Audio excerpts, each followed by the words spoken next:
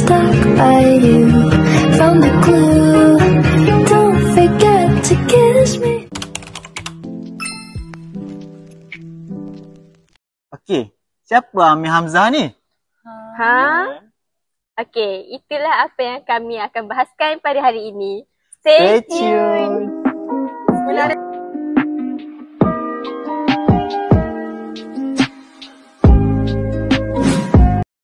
Hai, Assalamualaikum semua. Kembali lagi ke rancangan podcast kami. Bersama saya, Nadia. Hai. Tetamu jemputan kami. Okey, hari ini kita akan membicarakan atau mendalami seorang tokoh sastrawan, iaitu Amir Hamzah.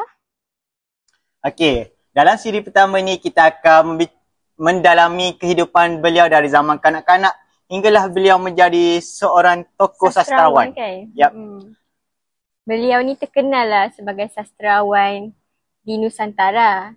Jadi kita boleh mendalami kehidupan awal beliau daripada awal hinggalah menjadi sastrawan negara kan. Okey, nama diberi Tengku Muhammad Amir Hamzah bin Tengku Muhammad Adil. Oh, jadi nama Tengku lah. Ya, dia ni daripada golongan bangsawan. Okey, beliau ni dilahirkan di Tanjung Pura, Langkat, Sumatera Timur. Beliau ni orang Indonesia. Oh, bukan sastrawan negara kita lah. Bukan, tapi beliau ni terkenal lah sebagai seorang sastrawan di Nusantara. Okey, beliau ni lahir daripada seorang bangsawan. Keluarga bangsawan di Kesultanan Langkat, Sumatera Timur, Indonesia. Beliau mendapat pendidikan awal di Sumatera. Tarikh lahir dia bila? Oh, macam ni. Beliau dilahirkan pada 28 Februari 1911. Beliau ni membesar dalam keluarga lingkungan bangsawan sebab pakcik dia ni merupakan Sultan Kesultanan Langkat di Sumatera Jawa. Jadi orang-orang raja lah ni. Dia ada darah raja. Beliau ni pada awal ni dia mendapat pendidikan awal di Sekolah Langkat di Tanjung Pura pada tahun 1916. Sekolah tu, nak tahu tak sekolah tu merupakan sekolah yang paling awal ditubuhkan dekat Langkat. Jadi dia orang pertama lah mendapat pendidikan di sekolah tu. Sebab lagi satu dia ni merupakan golongan daripada bangsawan. Jadi dia salah seorang yang pertama lah mendapatkan pendidikan awal di Langkat.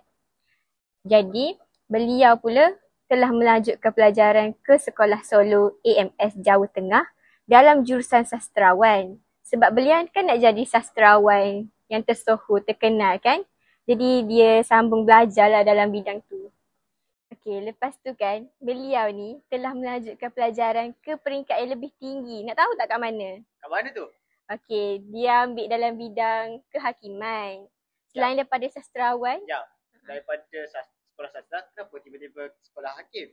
Sebab dia ni daripada golongan bangsawan. Oh. Jadi dia nak menceburi bidang politik. Sebab itulah dia ambil bidang kehakiman. Okey, dapat. Okey. Jadi walaupun beliau ni mendalami dunia politik, dunia beliau tetap dengan dunia sastra kan? Sebab tu merupakan bidang pertama beliau. Beliau ni dapat dikatakan sebagai seorang yang berfikiran kritis sebab beliau ni aktif dalam gerakan Pujangga Baru. Pujangga Baru. Sebab dalam gerakan Pujangga Baru ni beliau nak memperjuangkan pembaharuan dalam bidang sastra. Jadi beliau menyertai satu gerakan iaitu dinamakan Pujangga Baru. Oh. Jadi semangat yang ada dalam diri Amir Hamzah ni sangatlah tinggi yang menyebabkan dia ni dihormati oleh masyarakat dan sastra-sastra yang terkenal di eranya. Jadi beliau ni seorang yang dihormati pada zaman itu. Oh, mesti orang kaya kan? Sebab betul tu, sebab dia kan daripada golongan bangsawan Langkat yang terkenal pada eranya. Tapi sayang sekali sebab kehidupan beliau yang sangat menakjubkan tu berakhir setelah beliau dibunuh. Jadi kehidupan beliau berakhir dengan dibunuh? Sebab berlaku konflik lah. Sewaktu Jepun dan Indonesia merdeka, beliau ni telah dilantik sebagai wakil Sultan Langkat. Jadi ada konflik yang berlaku, iaitu beliau telah dibunuh pada Mac 1946 ketika berlakunya revolusi sosial di Sumatera Timur. Jadi beliau dibunuh berpunca daripada beliau menjadi wakil sultan. Sebab pada waktu tu kan, rakyat dan golongan pejuang kemerdekaan ni, diorang nak bangkit dan menentang sistem feudal dan kesultanan Melayu. Sebab maybe diorang ingat golongan bangsawan kan, sebab Amir Hamzah ni dia daripada golongan bangsawan. Jadi mereka ingat golongan bangsawan ni bersekongkol dengan penjajah. Jadi masyarakat yang berada di bawah rendah ni menentang golongan bangsawan. Itulah menyebabkan Amir Hamzah ni menjadi sasaran untuk dibunuh. Sebab Amir Hamzah kan datang daripada golongan bangsawan. Orang-orang kaya.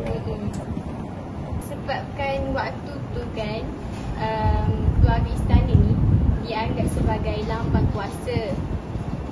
Walaupun beliau dah meninggalkan, dibunuh dengan tragis, tapi puisi-puisi beliau masih lagi dikaji, dibaca dan dikenal. Jadi orang-orang baru ni kenal lagi lah puisi dia, hasil yang dia cipta. Macam ni kan, apa? Harimau mati meninggalkan belang, manusia mati meninggalkan nama kan? Ya, betul tu. Walaupun beliau dah tiada, namun puisi-puisinya masih lagi dikaji dan menjadi sumber inspirasi kepada penyair Nusantara dan juga masyarakat. Okey, sungguh luar biasa lah perjalanan hidup Amir Hamzah ni, daripada dia zaman sekolah rendah ke menjadi seorang tokoh sastrawan yang terkenal kan. Okey, tamatlah perbincangan kita pada hari ini. Nantikan perbincangan kami seterusnya dalam siri kedua kami. Terima kasih kepada Nadia, tetamu jemputan kami. Sama-sama. Sekian, terima kasih.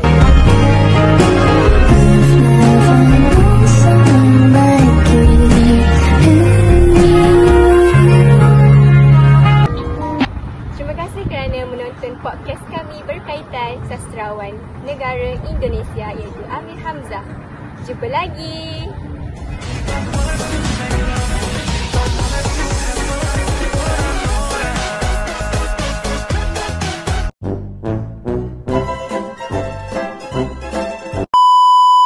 Bersama kami. Pertama kali Sekarang Indonesia. Okey, stop.